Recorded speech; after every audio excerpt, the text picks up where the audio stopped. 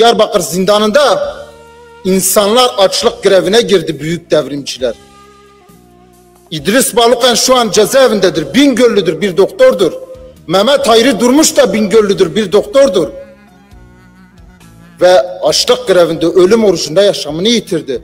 Bundan 42 yıl önce oldu bu. Neredesiniz arkadaşlar? Gerisindesiniz. 40 yıl öncesinin gerisindesiniz. Ne dedi Mehmet Hayri Durmuş?